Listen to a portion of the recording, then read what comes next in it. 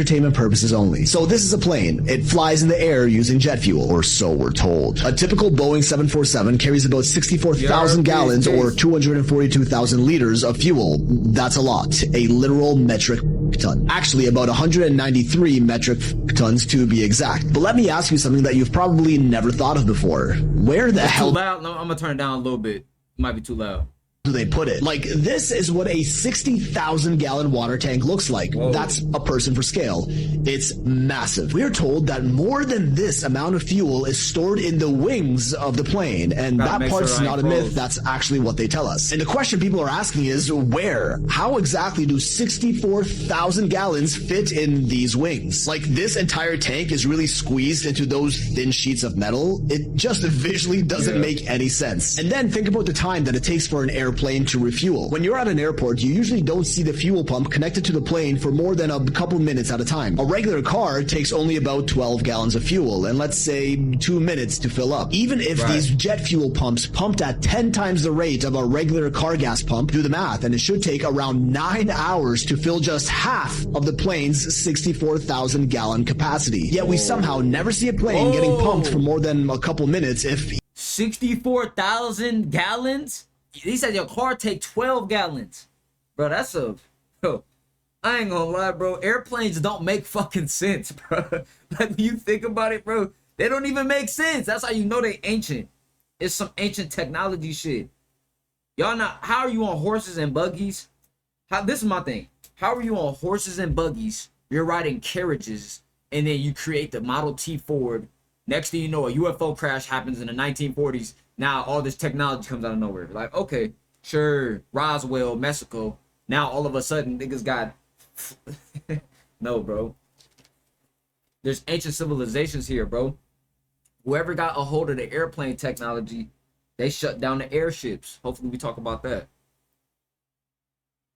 Even at all. Sure, they'll tell you these jet fuel pumps are actually way more powerful than that and can pump fuel at a rate hundreds of times faster than car gas pumps, all going through this hose with a 1 to 2 inch inner diameter, which is actually how wide they are on the inside. Go search it up. All of this fuel which goes to power the turbines, and this is where it starts getting fun, because here's what a turbine from a typical airline jet looks like, pretty standard. And here's the ceiling of the Hoysala temple in India, an ancient temple that is said to have been built around 1150 AD. Whoa. But some argue it could be much, much older than that. Now, ancient India has some of the wildest temple That's why when I go to India, this is what I want to see. I want to see ancient temples. I don't want to see goop, scoop, cigarette smoke.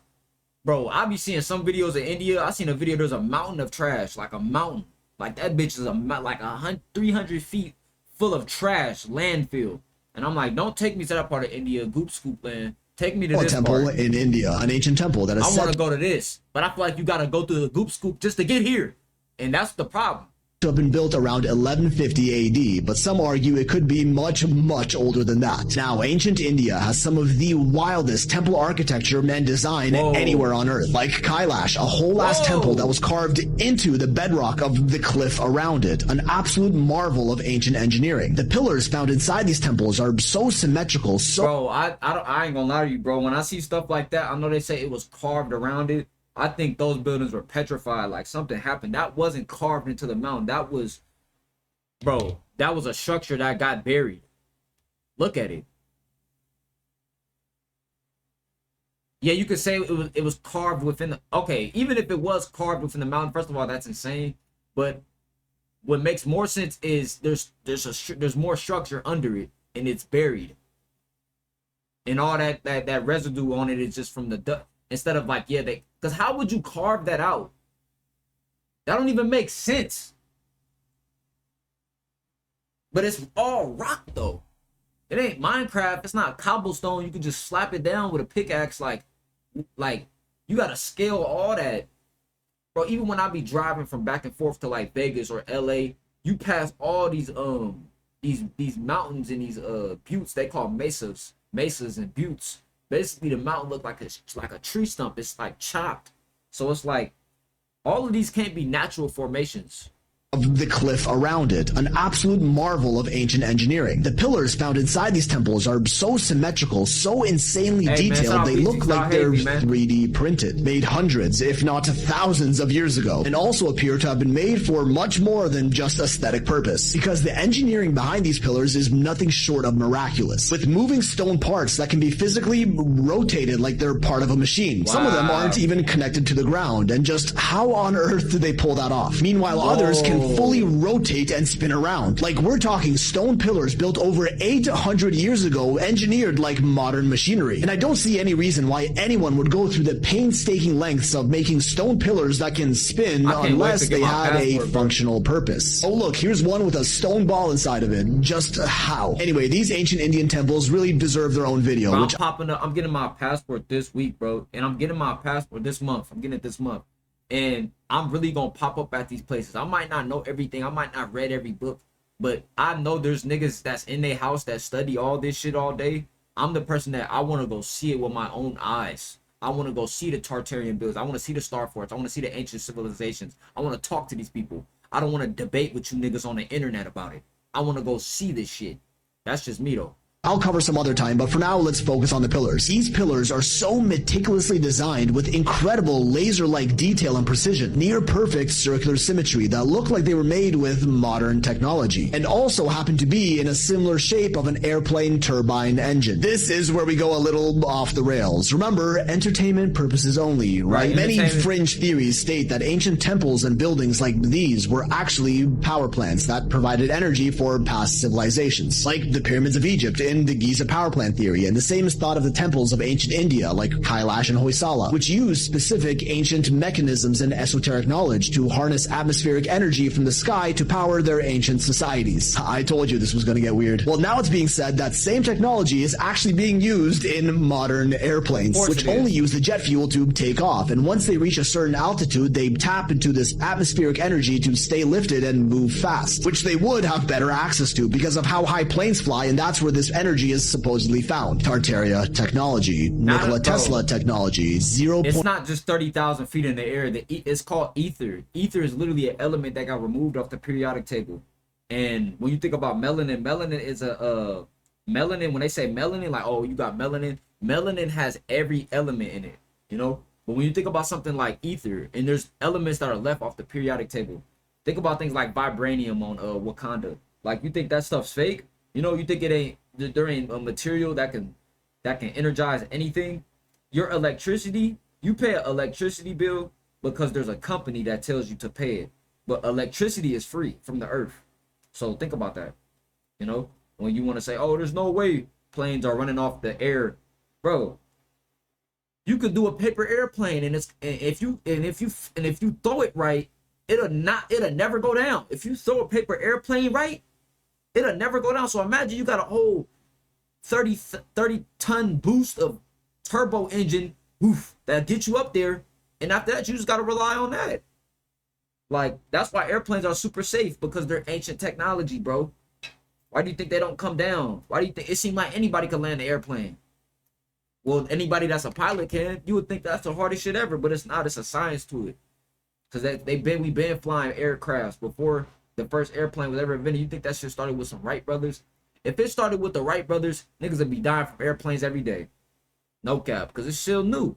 Shit ain't new, bro. To energy being used right under our noses, all while taking money out of our pockets with expensive plane tickets, blaming it on the copious amounts of jet fuel they allegedly need, when they're actually just using the free, unlimited atmospheric energy harnessed by our ancestors. Absolutely insane, I know. But listen, a Boeing 747 can weigh up to 220 tons, while an Airbus 380 can go up to 600 tons. Have you ever stopped to think about how much of a modern miracle it is for a 600-ton metal behemoth to fly through the air for 16 plus hours on end? And all it takes is 4 of these jet turbines. For how powerful they are, aren't even really used anywhere else except for aviation. But even so, someone has to make these engines, and surely it would be much too difficult to keep something like this a secret with hundreds of companies all manufacturing them, right? Well, actually no, because only 3 companies own 99% of all turbine manufacturing in the world. GE Aerospace, Pratt & Whitney, and Rolls-Royce. Any other manufacturer is in some way associated with these big 3. And of course, all of these companies have the usual... Rolls-Royce make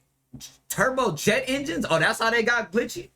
So, bro, nigga over here, yeah, I just bought a Rolls Royce. I'm rich. I'm wealthy. I got a Rolls Royce. Nigga, they make turbo jet engines. They don't give a fuck about that Rolls Royce car. Bro, what the fuck? Niggas really be like, I got a Rolls Royce. I'm rich. Nigga, own some turbo jet engines, nigga. Then we gonna talk about getting glitchy off of, oh, I got a Rolls Royce McCullough.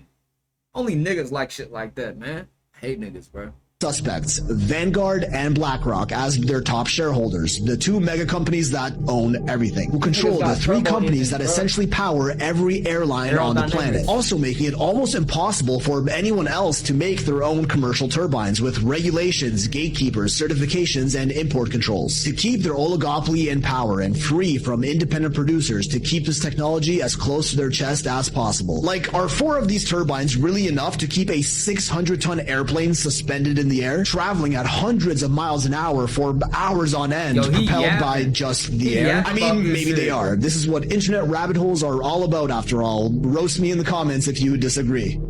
So we're going to do what we can and then post it later. But we do want to show you some of this stuff. This is kind of a once-in-a-lifetime opportunity for us. In the so we're really happy to see it. We are in, as you can see, it's not one big open... Damn, I don't know why he put this, like, mysterious music on there. That shit blew me. Let's turn it down. Here, you can see that the fuel tanks are actually divided by walls. This keeps the fuel from draining to one side or the other. You put fuel liquid in there, and these aren't rounded. And then, of course, each fuel tank is actually almost completely separated.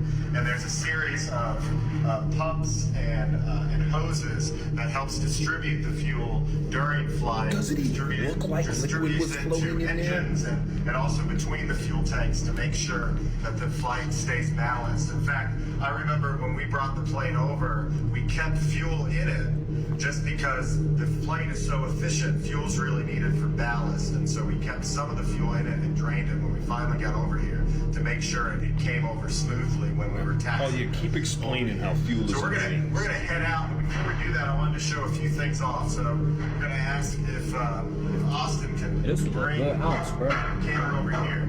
So this is a good ass ounce. They're doing some work upstairs. Y'all ever get a good ass ounce like? Does that look like fluid has been in there, and then floating around? And up here, you notice those two wires, darker nuts and bolts that are coming out. That is y'all got wires going through the fuel tank, holding up our wing walk. So you can see how they actually use holes for that were already in the aircraft to then use them to support the wing walk. So we're going to go ahead now and make our way out through this kind of labyrinth to where we came. I'm going to grab the light so we don't leave it in here. Shit. Bro, he throwing me off, bro.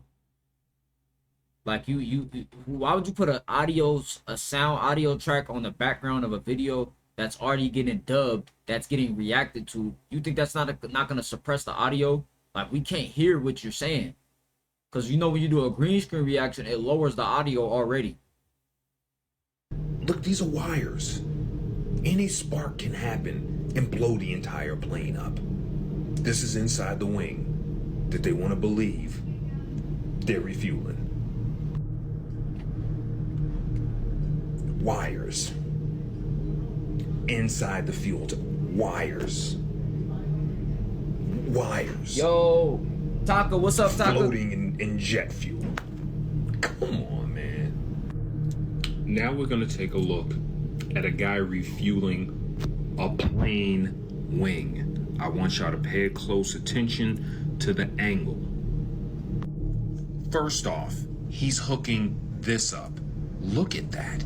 It's not even open wide. And you'd think that'd be open because they're supposed to be pumping 12,000 gallons of fuel in here, or 12,000 pounds of fuel. That is supposedly connecting underneath this wing to that. Now you see the attachment. How is fuel, gallons of fuel, flowing through that? Gallons. dead man, fuel is getting pumped into the plane. As you can see on the gauge, our target is 12,100 pounds. Once the top number hits 12,000 pounds, I will let go of the dead man, and fuel will continue to enter the plane and it will stop around 12,100 pounds. And that's it. 12,100 Fueling pounds. is complete. The equipment is safely disconnected. So you're gonna tell me that this guy right here just took this hose right here. Look at that, almost looks like an electrical. Look at that. Why isn't that wide open? Like a Tesla You tell coil me or he some just shit. took that and connected. Oh, that was this. a good point. He said, why it's not wide open? Unless it Whatever that opens up is. like a lid or something. To this.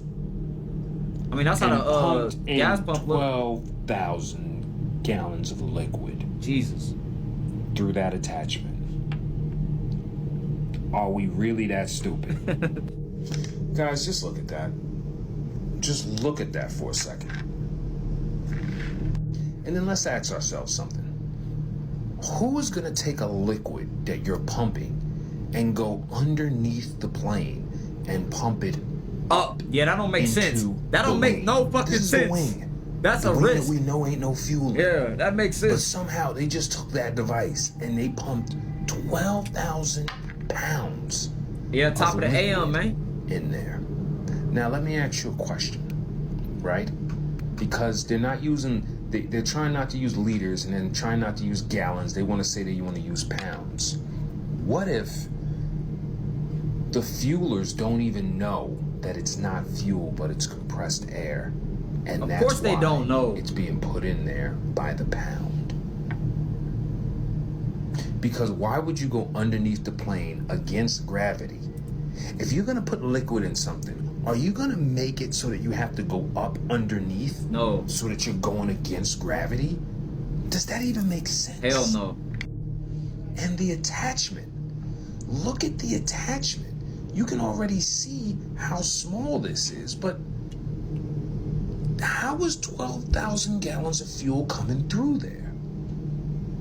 They didn't think we would think or even ask these questions. So is it true a 747 fuel capacity is 63,500 gallons and burns a gallon a second, as that is the equivalent of 8 tankers of